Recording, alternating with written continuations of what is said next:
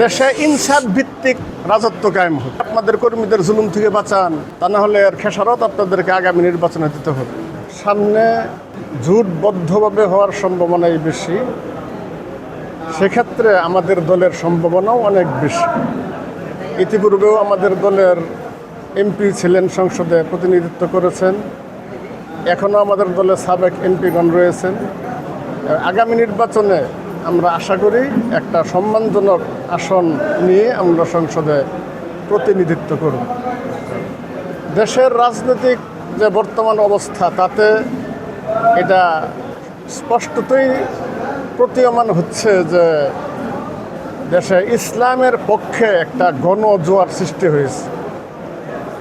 সবাই চাইতেছে, সব কিছুই দেখছি, আগামী নির্বাচনে ইসলামপন্থীদেরকে আমরা ক্ষমতায় বসাইতে চাই। সকলের মনের প্রত্যাশা, নানামাত্রিক কথাই আমাদের বিভিন্নভাবে আসতেছে।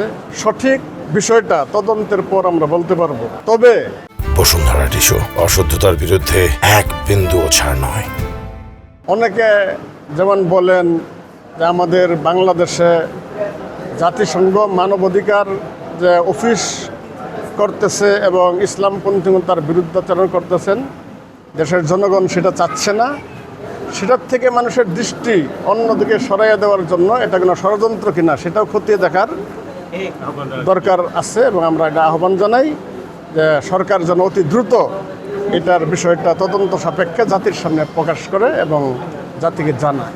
আমরা বিএনপি নেতৃত্বকে আহ্বান জানাই, আপনারা আপনার কর্মীদেরকে সামাল দেন এবং জনগণকে আপনাদের কর্মীদের জুলুম থেকে বাঁচান, তা না হলে এর খেসারত আপনাদেরকে আগামী নির্বাচনে দিতে হবে। আমরা সবার মঙ্গল কামনা করি, কাউকে শত্রু মনে করি না। এই জন্য নসিহত করলাম, উপদেশ দিলাম, আপনারা আপনাদের কর্মীদেরকে কন্ট্রোল করেন। শুধু আমরা কেন, সবাই নির্যাতিত ছিল, কেউ কথা বলতে পারে নাই, স্বাধীনভাবে কেউ চলতে পারে নাই, একদলীয় শাসন চলছে, কোনো নির্বাচন ছিল না, গণতন্ত্র ছিল না। কাজেই এই অবস্থা থেকে উত্তরণ ঘটেছে এবং আমরা আশা করি এই স্বাধীনতা স্বকীয়তা ইসলামপন্থীদের হাতে ক্ষমতা আসলে জনগণ আরও সুন্দরভাবে ভোগ করতে পারবে। এটা এক কথায় বলতে গেলে দেশে ইনসাফ ভিত্তিক রাজত্ব কায়েম হবে, কোনো জুলুম থাকবে না, ইনসাফের সাথে সকল কিছু পরিচালিত হবে।